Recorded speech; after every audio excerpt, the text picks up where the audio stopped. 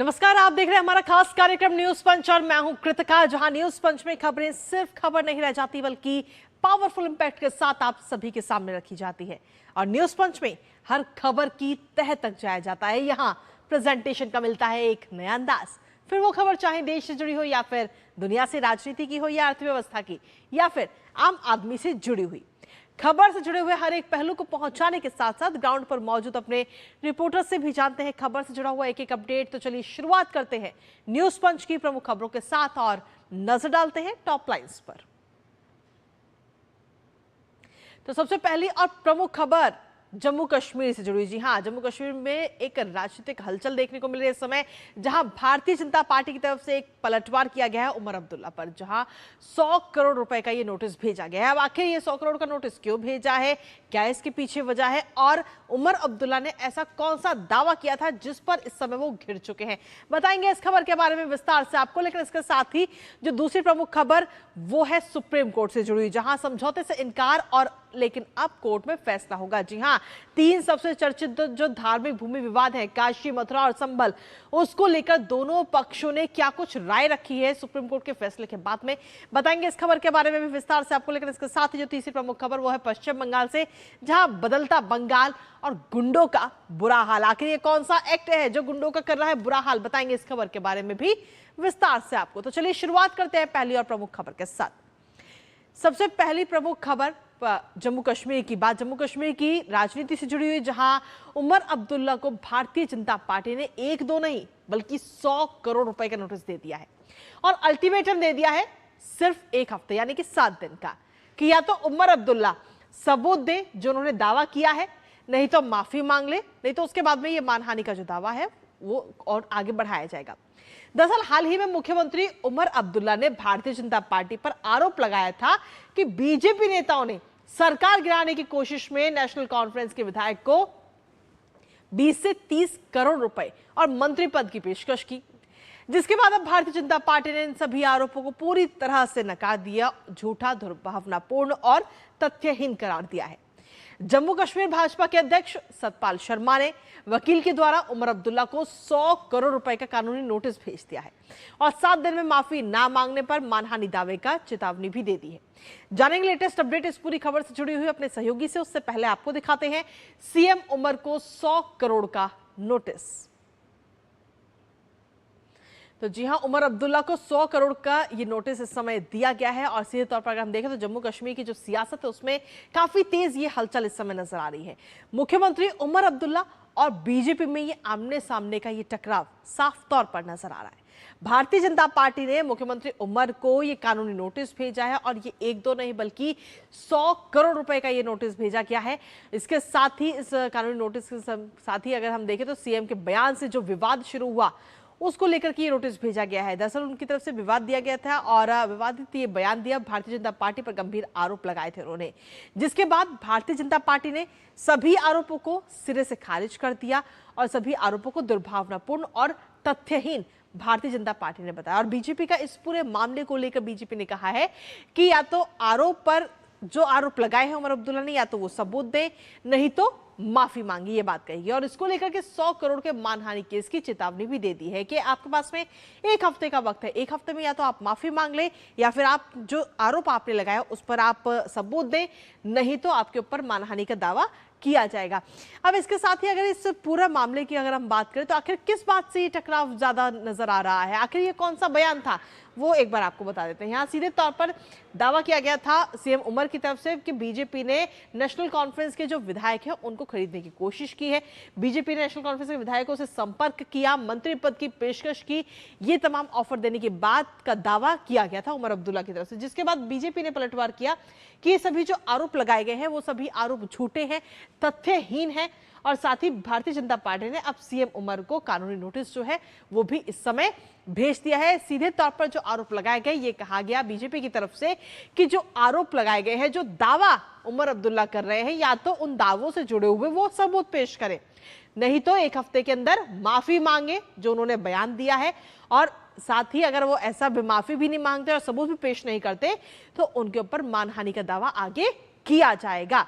तो इस पूरे मामले को लेकर कहीं ना कहीं जम्मू कश्मीर की सियासत में इस समय घमासान साफ तौर पर नजर आ रहा है। अलग अलग बयान भी। हमारे साथ हमारे सहयोगी अनीस इस वक्त जुड़ गए हैं, सीधा उनका रुख करेंगे ताजा अपडेट के लिए। अनीस, सीधे तौर पर अगर हम देखें तो ये पूरा मामला अब कहीं ना कहीं बढ़ता हुआ नजर आ रहा है। जिस तरीके से दावा उमर अब्दुल्ला की तरफ से किया गया कि भारतीय जनता पार्टी जो है वो उनके विधायकों को खरीदने की कोशिश कर रही है और उनके पैसे ऑफर किए, मंत्री पद का ऑफर किया, जिसके बाद में अब बीजेपी पलटवार के मूड में है और सीधे तौर पर 1 हफ्ते का समय दिया है कि या तो जो दावा किया है उस पर आप सबूत पेश करें, नहीं तो माफी मांगे।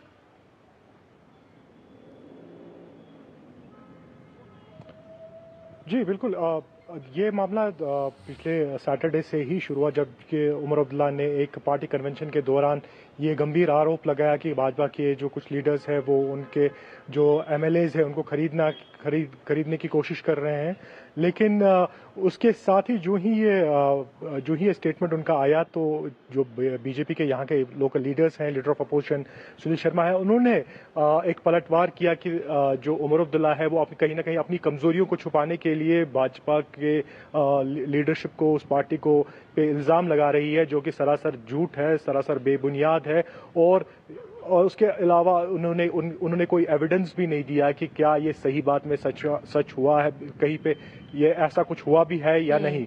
और उसके अलावा फिर आज 2 दिन के बाद आज एक नोटिस जारी की गई। सतपाल शर्मा जो कि जम्मू एंड कश्मीर भारतीय जनता पार्टी के प्रेसिडेंट है और मेंबर ऑफ पार्लियामेंट भी है, उन्होंने एक वकील के जरिए एक नोटिस भेजी उमर अब्दुल्ला को, जो कि उन्होंने कहा कि मैंने इलेक्ट्रॉनिकली उसकी कॉपी भी है उनके पास। तो एक 7 दिन की उनकी चेतावनी दी है कि 7 दिन के अंदर अंदर वो इस मामले पे पूरा सही तरीके से जो है वो या तो एविडेंस सामने लाएं या तो पूरे पब्लिक अपॉलॉजी ऑफर करें। और उसके अलावा अगर उन्होंने ये पब्लिक अपॉलॉजी ऑफर नहीं की तो एक उनके जो 100 करोड़ का डेफेमेशन है उस पर भी कार्रवाई होगी।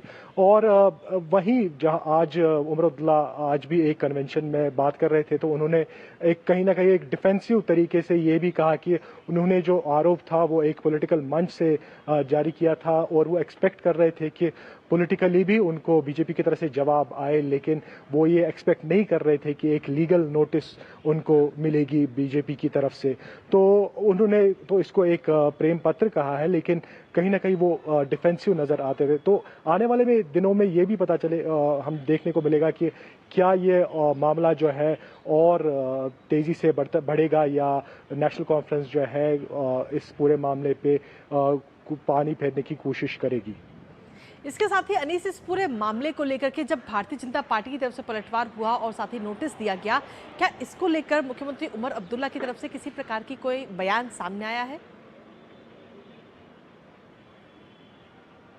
जी बिल्कुल, आज ही एक बयान आया है उनकी तरफ से कि जिसमें उन्होंने कहा कि वो इतना डिफ़िकल्ट जो लीगल कोर्स जो बीजेपी ने लिया है वो एक्सपेक्ट नहीं कर रहे थे। उन्होंने ये कहा था कि अगर बीजेपी को कुछ कहना था तो वो पॉलिटिकली, चूंकि उन्होंने आरोप भी पॉलिटिकल स्टेज से लगाया था, तो वो भी एक्सपेक्ट कर रहे थे कि वो भी पॉलिटिकली जवाब देंगे बीजेपी के लीडर्स। और उन्होंने इस बात की चेतावनी दी है कि आगे जाके अगर बीजेपी के लीडर्स जो हैं वो भी ऐसा कोई दावा करेंगे तो वो भी लीगल कोर्स लेंगे आने वाले दिनों में। चलिए, बहुत बहुत शुक्रिया तमाम जानकारी और अपडेट्स साझा करने के लिए हमारे साथ अनीस। और इसी के साथ चलिए अब रुक करते हैं हमारी दूसरी महत्वपूर्ण खबर का। देश की 3 सबसे चर्चित धार्मिक भूमि विवाद, काशी, मथुरा और संभल, अब एक बार फिर से सुर्खियों में आ चुका है। दरअसल इस पूरे मामले में सुप्रीम कोर्ट की ओर से मध्यस्थता और आपसी सहमति के जरिए पूरे मामले पर समाधान का रास्ता सुझाया गया सुप्रीम कोर्ट की तरफ से। लेकिन हैरानी की बात यह है कि यह रास्ता हिंदू और मुस्लिम दोनों ही पक्षों ने इस प्रस्ताव को सीधे तौर पर ठुकरा दिया। और दरअसल दोनों ही पक्षों का यह कहना है कि इतने संवेदनशील मामलों का समाधान बातचीत से नहीं बल्कि अदालत के कानूनी फैसले से होना चाहिए, जिसके बाद अब सबकी नजर सुप्रीम कोर्ट के फैसले पर है। दरअसल इस पूरे मामले की दिशा और दशा अब अदालत ही तय करेगी। आपको आखिर ये पूरा मामला क्या है वो आपको बताएंगे, साथ ही लेटेस्ट अपडेट जानेंगे अपने सहयोगी से। उससे पहले आपको दिखाते हैं अब समझौता नहीं होगी सुनवाई। तो जी हां, काशी, मथुरा और संभल का ये जो चर्चित भूमि है, इसको लेकर ये पूरा विवाद जो सुप्रीम कोर्ट में चल रहा था, अब उस पूरे मामले को लेकर सुप्रीम कोर्ट की तरफ से ये आइडिया दिया गया कि ये प्रस्ताव रखा गया कि आप आपसी सहमति से ही इस पूरे विवाद को सुलझा लें, लेकिन दोनों पक्षों ने इस पर साफ तौर पर इनकार कर दिया है। दोनों पक्षों ने इस समझौते से इनकार किया और मध्यस्थता से उन्होंने कहा है कि मध्यस्थता से समझौता सही नहीं है, कानूनी आधार पर ही फैसले की मांग दोनों पक्ष यानी कि हिंदू पक्ष और मुस्लिम पक्ष की तरफ से की गई है, जिसके बाद में अब ये देखना होगा कि सुप्रीम कोर्ट की तरफ से क्या कुछ अंतिम फैसला आता है इन तीनों ही जगहों को लेकर के, क्योंकि आखिर कोर्ट के फॉर्मूले की अगर हम बात करें तो कोर्ट ने आखिर क्या कुछ प्रस्ताव दिया था, क्या आइडिया रखा था समझौते के लिए, एक नजर उस पर भी डाल लेते हैं। क्योंकि दोनों पक्षों ने फिलहाल तो सिरे से मना कर दिया है कि ये हम नहीं मानेंगे, कोर्ट कानूनी तौर पर ही कोई फैसला दे। दरअसल कोर्ट ने फॉर्मूला रखा था सभी पक्षों के लिए कि आपसी सहमति से ही आप समझौता कर लें, आपस में आप बैठे अपनी सहमति बनाएं, और आपसी सहमति से समझौते का प्रस्ताव रखा गया। समाधान समारोह 2026 के तहत ये लेटर जारी हुआ और 21 से 23 अगस्त तक विशेष लोक अदालत का भी आयोजन करने की बात कही गई। इसके साथ ही बातचीत के जरिए हल निकालना उद्देश्य साफ तौर पर सुप्रीम कोर्ट ने यह कहा, लेकिन सुप्रीम कोर्ट ने जब यह प्रस्ताव रखा तो इस पर दोनों पक्षों ने साफ तौर पर मना कर दिया कि हम इसे नहीं मानेंगे, आप कानूनी तौर पर जो भी फैसला देंगे वो हम मानेंगे। आखिर ये तीनों ही जगहों पर भूमि विवाद क्या है, एक नजर उस पर भी डाल लेते हैं। क्योंकि अगर वाराणसी की बात करें, ज्ञानवापी मस्जिद विवाद की अगर हम बात करें तो उसमें आखिर क्या कुछ दावे दोनों पक्षों की तरफ से रखे जाते हैं, एक नजर उस पर भी डालना जरूरी है। क्योंकि ये तीनों ही जगहों पर का सभी लोगों की जो भावनाएं हैं वो भी जुड़ी हुई हैं, आस्था का सवाल है। अब ऐसे में सुप्रीम कोर्ट ने तो ये कह दिया कि आप आपस में बैठिए और आपसी सहमति बनाइए, लेकिन दोनों पक्षों ने इस पर साफ तौर पर इनकार कर दिया। आखिर ये कौन कौन सी तीनों जगह हैं जिनका हम लगातार जिक्र कर रहे हैं, जिसमें काशी भी है और साथ ही संभल इसमें शामिल है, मथुरा इसमें शामिल है। क्योंकि काशी की अगर हम बात करें तो ज्ञानवापी मस्जिद विवाद, जिसमें हिंदू पक्ष की तरफ से ये दावा किया जाता है कि ये पुराना विप्लेश्वर मंदिर है, लेकिन वहीं मुस्लिम पक्ष कह रहा है कि मस्जिद के रूप में इसे बरकरार रखा जाए। और मौजूदा स्थिति की अगर हम बात करें तो इसकी मौजूदा स्थिति जिला कोर्ट में ये पूरा मामला चल रहा है, हाई कोर्ट सुप्रीम कोर्ट में सुनवाई इस पूरे मामले को लेकर जारी है। इसी के साथ दूसरा मामला आता है मथुरा का, श्री कृष्ण जन्मभूमि विवाद। अब श्री कृष्ण जन्मभूमि विवाद की अगर हम बात करें तो हिंदू पक्ष की तरफ से यह दावा किया जाता है कि जो शाही ईदगाह मस्जिद जो मंदिर के जस्ट बराबर में बनाई हुई है उसको हटाया जाए। वहीं मुस्लिम पक्ष कह रहा है कि मस्जिद पूरी तरह से वैध है और धार्मिक स्थल है।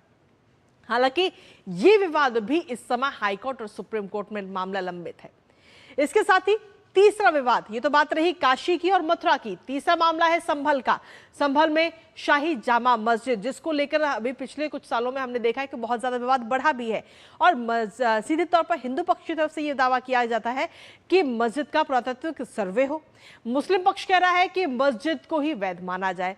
हालांकि मौजूदा स्थिति की अगर हम बात करें तो कानूनी याचिकाओं पर सुनवाई अभी भी जारी है। तो इन तीनों ही मामलों को लेकर सुप्रीम कोर्ट की तरफ से यह प्रस्ताव रखा गया था कि आप दोनों ही पक्ष, हिंदू पक्ष और मुस्लिम पक्ष, आप आपस में बैठे और आपस में बैठकर मध्यस्थता के साथ कोई हल निकालें। लेकिन फिलहाल दोनों ही पक्षों ने इस पर साफ तौर पर इनकार कर दिया है और कोर्ट को ही यह कहा गया है कि आप ही इस पर कोई कानूनी रूप से फैसला दीजिए। इस पर ताजा अपडेट ले लेते हैं। हमारे साथ में हमारे सहयोगी विकास सारथी इस वक्त जुड़ गए हैं, सीधा उनका रुख करेंगे ताजा अपडेट के लिए।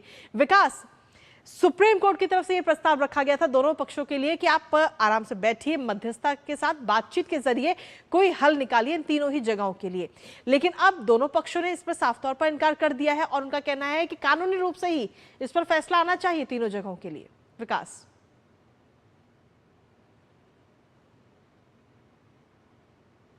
बिल्कुल, देखिए, जो जब भी कोई मामला मीडिएशन में भेजा जाता है, खासतौर से जैसे नेशनल लोक अदालत है, इसमें मामले भेजे जाते हैं कि आप मध्यस्थता से अपनी बात को सुलझाने की कोशिश कीजिए। और कृतिका, आप देखें तो ये पहला मौका नहीं है जब सुप्रीम कोर्ट ने किसी संवेदनशील मामले में इस पूरे फॉर्मूले को कोशिश की अपनाने की। अयोध्या मामले में भी सुप्रीम कोर्ट ने बाकायदा एक पैनल गठित कर दिया था अपनी तरफ से, और आप याद करें कि उसमें जस्टिस खलीफुल्ला और स्पिरिचुअल लीडर श्री श्री रविशंकर और मीडिएशन और आर्बिट्रेशन के एक एक्सपर्ट एडवोकेट हैं श्री राम पंचू, इन तीनों की कमेटी बनाई थी। इन्होंने कोशिशें भी की थी दोनों पक्षों से मिलकर, लेकिन नतीजा जीरो रहा। इस बार ये पूरी कोई प्रक्रिया हो ही नहीं, क्योंकि जो नेशनल लोक अदालत 21, 22, 23 को चलनी है, सुप्रीम कोर्ट में भी इस बार उसका आयोजन किया जा रहा है। वहां पर कोर्ट की कोशिश ये थी कि आप बैठ करके किन्हीं मुद्दों पर आपसी सहमति बनाने की कोशिश करें कि किन किन जगहों पर कौन दूसरे पक्ष को ज्यादा एडवांटेज दे सकता है। लेकिन सिरे से दोनों पक्षों ने इस पूरे प्रस्ताव को खारिज कर दिया और कोर्ट को इसके बारे में सूचित कर दिया है। प्रक्रिया ये होती है कि अगर एक भी पार्टी, इसमें तो खैर दोनों ही पार्टी इस पूरे फॉर्मूले के खिलाफ चली गई, अगर एक भी पार्टी इससे संतुष्ट नहीं होती तो ये प्रक्रिया फेल हो जाती। लेकिन यहाँ पर हमने देखा कि हिंदू पक्ष और मुस्लिम पक्ष दोनों ये कह रहे हैं कि सुप्रीम कोर्ट खुद पूरा मामले की सुनवाई करके जो मामला अलग अलग स्तर पर मामले लंबित हैं उनका निपटारा करे। जैसे सिर्फ सुप्रीम कोर्ट में ही नहीं, इस तरह के कुछ हाई कोर्ट में भी इन तीनों जगहों से जुड़े कुछ मामले चल रहे हैं, लोअर कोर्ट में भी चल रहे हैं, तो और सुप्रीम कोर्ट में भी है। इन तीनों ही फोरम पर ये दोनों पक्ष ये चाहते हैं कि कोर्ट ही सुनवाई करके कोई अपनी फाइंडिंग दे, और मध्यस्थता के लिए दोनों ही पक्ष तैयार नहीं हैं। इसके साथ ही विकास, हम क्योंकि इससे पहले देख भी चुके हैं राम मंदिर को लेकर जो बड़ा फैसला दिया गया, ऐतिहासिक फैसला सामने आया, उसके बाद में अब आज अगर हम देखें तो राम मंदिर बनकर तैयार हो चुके हैं, वहीं दूसरी तरफ मस्जिद का भी निर्माण हो रहा है। तो ऐसे में सीधे तौर पर दोनों पक्ष यही चाहते हैं कि उनकी भावनाओं ना आहत हो और कोर्ट की तरफ से ही फैसला आए। अगर मध्यस्थता से ही फैसला होना था तो शायद अब तक हो चुका होता। विकास,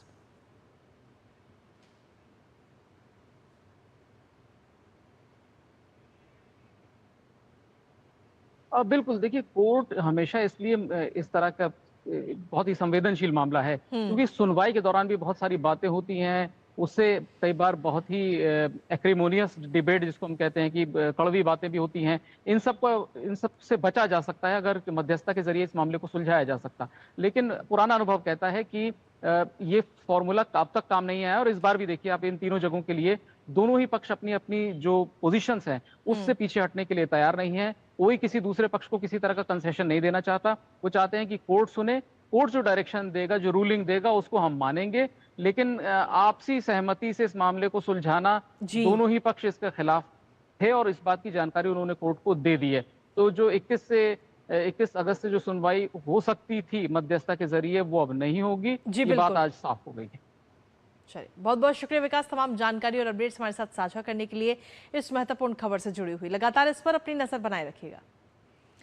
और इसी के साथ चलिए अब रुक करते हैं हमारी तीसरी महत्वपूर्ण खबर का। अब बात पश्चिम बंगाल की, जहां अब अपराधियों की खैर नहीं है। जी हां, पश्चिम बंगाल में एक ऐसा कानून जारी हो गया है जो गुंडई को खत्म करेगा पूरी तौर पर, संगठित अपराध और असामाजिक गतिविधियों पर रोक लगाएगा। जी हां, इस कानून में पुलिस की शक्तियों की अगर हम बात करें तो वो भी बढ़ा दी गई हैं, जिसका नाम है गुंडा दमन एक्ट। अब इस कानून के जरिए गुंडों का परमानेंट इलाज किया जाएगा, और कोई भी व्यक्ति अगर सरकारी नुकसान करता है तो उसकी संपत्ति कुर्क करने का प्रावधान इसके अंदर है। साथ ही पुलिस के पास यह अधिकार होगा कि वो बिना मुकदमा के आरोपी को 12 महीने की हिरासत में रख सकते हैं। दरअसल ये कानून मुख्य रूप से जबरन वसूली, अवैध खनन, भू माफिया, साइबर अपराध, दंगे और खासतौर पर पैसों की धोखाधड़ी जैसे जो संगठित अपराध हैं उनको रोकने के उद्देश्य से ये लाया गया। अब इस कानून में और क्या कुछ प्रावधान है वो आपको बताएंगे, साथ ही लेटेस्ट अपडेट जानेंगे अपने सहयोगी सौरभ से। उससे पहले आपको दिखाते हैं गुंडों का परमानेंट इलाज। तो जी हां, पश्चिम बंगाल के अंदर पूरा इलाज इस समय तैयारी हो चुकी है और कानून ये आ चुका है। बंगाल में गुंडा दमन एक्ट लागू किया जा चुका है। अपराधियों की अब खैर नहीं होगी। संगठित अपराध पर सीधे तौर पर शिकंजा इस समय कसा जा रहा है। असामाजिक तत्वों पर ये एक्शन और साथ ही दंगा हिंसा पर जीरो टॉलरेंस की नीति सरकार की। इसके साथ ही पुलिस की अगर हम बात करें तो पुलिस के पास जो शक्तियां हैं, पुलिस के हाथ और ज्यादा मजबूत इसमें किए गए हैं। यानी कि जो अपराधी है, जो आरोपी है, उसे बिना मुकदमे के 12 महीने तक हिरासत में पुलिस रख सकती है।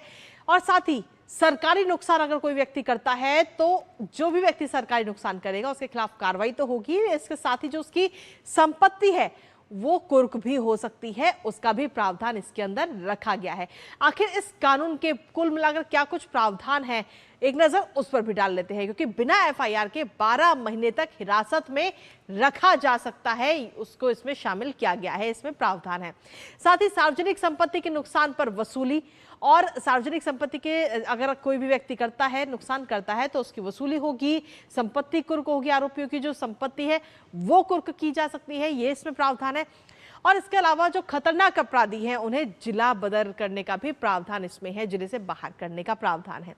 अब इसमें खासतौर पर हम देखें तो जो जबरन वसूली है, अवैध खनन है, खासतौर पर इस तरीके के जो अपराध है उन पर एक्शन ये लिया जा रहा है, तो सख्त एक्शन, और साथ ही जो मानव तस्करी है उस पर भी सख्त कार्रवाई। और इसमें सिर्फ यही तक सीमित नहीं है, बल्कि ऐसे गुंडों को अगर कोई व्यक्ति शरण देता है, उनको सपोर्ट करता है, उनको छुपाने का काम करता है, तो उसके खिलाफ भी कार्रवाई है, उसके खिलाफ भी सजा होगी और साथ ही गुंडों के जो मददगार है उनके खिलाफ कार्रवाई होगी। तो ऐसे में सीधे तौर पर पश्चिम बंगाल के अंदर जहां एक और एक्शन, तो वहीं दूसरी तरफ कानून का एक नया रूप। आइए अब आपको सुनाते हैं कि आखिर इस पूरे मामले पर मुख्यमंत्री शुभेंदु अधिकारी ने क्या कुछ कहा है। তোলাবাজি বন্ধ হয়ে গেছে, সিন্ডিকেট রাজ বন্ধ হয়ে গেছে, রাস্তায় হাত পাতার লোক নেই, রাহাজানি নেই, মিথ্যা মামলা নেই। ওরা তো ভালো আছে, আনন্দ আছে, সবকে জেলে ঢুকানো উচিত। এখানকার বিজেপির লোকেরা তো উচ্চ শিক্ষিত, উদার, ক্ষমা ঘৃণা করে দিয়েছে।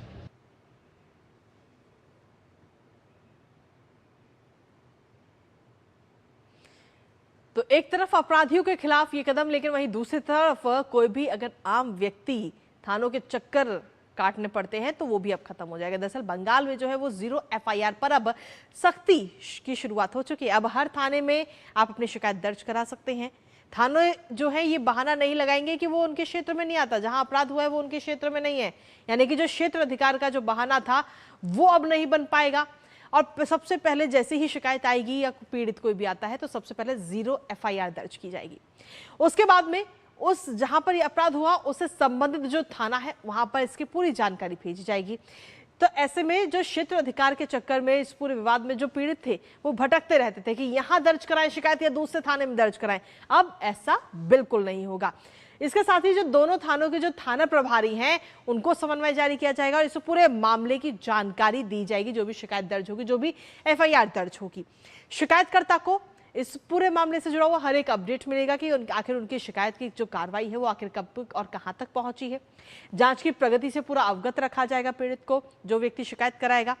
नए थाने के जो थाना प्रभारी हैं उनका नंबर भी पीड़ित को उपलब्ध कराया जाएगा, जिससे कि वो अपने मामले से जुड़ी हुई सारी अपडेट अपने जो थाना प्रभारी या यूं कहे जो ओसी हैं उनसे वो ले सकता है। तो ऐसे में इस कदम के जरिए सीधे तौर पर कहा जा सकता है कि जो लोगों की परेशानी है, जो थानों के चक्कर लोग काटते थे, वो कम हो जाएगा, क्योंकि लोग जो आम लोग हैं उनकी परेशानी को कम करना ही मकसद है। जांच में अगर देरी होती है, 0 एफआईआर दर्ज होने के बाद अगर जांच में देरी होती है तो जो अधिकारी है उनको जवाब देना होगा। महिलाओं के खिलाफ जो अपराध है उन पर तुरंत जांच करनी होगी। तो सीधे तौर पर कानून इस समय सख्त होता हुआ पश्चिम बंगाल के अंदर नजर आ रहा है। हमारे साथ हमारे सहयोगी सौरभ दत्ता इस वक्त जुड़ गए हैं, सीधा उनका रुख करते हैं। सौरभ, सबसे पहले आपसे जानना चाहेंगे, थानों के चक्कर तो कम होंगे ही लोगों के, लेकिन इसके साथ ही गुंडों के खिलाफ जो ये एक्ट है वो अब ला दिया गया है। कहीं ना कहीं कानून व्यवस्था एकदम दुरुस्त करने की राह पर सरकार। कृतिका, देखिए, कुछ देर पहले आप जो बात बोल रहे थे कि पश्चिम बंगाल में कानून अब सख्त नजर आने को लगा है, तो उसी से शुरू करते हैं, क्योंकि कानून का जो शासन है वो पश्चिम बंगाल में लागू होगा। यही बंगाल की जो नई भाजपा सरकार है, जो पहली बार बंगाल में भाजपा सरकार आए, उनका लक्ष्य है। और उसी लक्ष्य को पाने के लिए आप एंटी सोशल एक्ट कहिए या फिर 0 एफआईआर, ये सारे कड़ी एक से एक के साथ एक जुड़ा हुआ है। एक तरफ अगर कानून का शासन कायम करना होगा तो नागरिक जो थाने पर जाएंगे अपनी शिकायत लेकर, उस शिकायत का दर्ज होना काफी जरूरी है। अगर थाने में उनको कहा जाएगा कि जहां प्लेस ऑफ ऑकरेंस है उस थाने पर जाइए, और इससे उनका हैरेसमेंट होगा, वो एक थाने से और थाने में चक्कर काटेंगे, लेकिन इन्वेस्टिगेशन में देरी होगी। तो ये एक पहलू है। और दूसरा पहलू ये है कि अगर आप ममता बनर्जी की शासनकाल में देखेंगे तो पुलिस कार्रवाई करते हैं तो पुलिस को टेबल के नीचे छुपना पड़ता है। आप अगर वक़्फ़ कानून लागू करते हो तो तोड़फोड़ होता है, आगजनी की घटना होती है, पब्लिक प्रॉपर्टी तहस नहस होता है, रेल के ऊपर हमला होता है। उस रेल के भीतर जो सवारी है वो आम नागरिक है, ये भी देखा नहीं जाता है। कहीं पर अननेचुरल डेथ होता है। झारखंड में उस बॉडी को लेकर चुनाव से पहले राजनीति होता है, और उस राजनीति के नाम पर, प्रोटेस्ट के नाम पर आप एक तांडव देखने को मिलता है। तो जहां पर मुख्यमंत्री, जो पिछले जो मुख्यमंत्री है, वो कहते हैं कि जुम्मेवार है, तो जुम्मेवार तो वो ऐसा कुछ करते ही है, इसमें क्या है। तो इस जगह से बंगाल को निकलना है, क्योंकि बंगाल को इस जगह से इसीलिए निकालना है क्योंकि अगर इससे नहीं निकलेंगे तो इंडस्ट्री नहीं आएगा। अगर कानून का शासन नहीं होगा तो शिक्षा कायम नहीं होगा। जो इंडस्ट्री, जो लोग आने चाहते हैं, जो बंगाल को छोड़कर चले गए हैं, वो लोग नहीं, वापस नहीं आएंगे। तो इसीलिए ये जो पूरा जो स्ट्रक्चर है, एक तरफ से एक एक कदम मुख्यमंत्री शुभेंदु अधिकारी की सरकार रख रही है, उसमें कानून की शासन कायम करना और आखिर में बंगाल की विकास, ये दोनों कड़ी एक के साथ एक जुड़ा हुआ है। उसी का जो रिफ्लेक्शन वो देखने को मिल रहा है। चलिए, बहुत बहुत शुक्रिया सौरभ, तमाम जानकारी और अपडेट्स हमारे साथ साझा करने के लिए, इस महत्वपूर्ण खबर से जुड़े हुए। और इसी के साथ फिलहाल न्यूज पंच में मुझे और हमारी पूरी टीम को दीजिए अनुमति। कल सुबह 10:30 बजे फिर होगी मुलाकात। तब तक के लिए नमस्कार।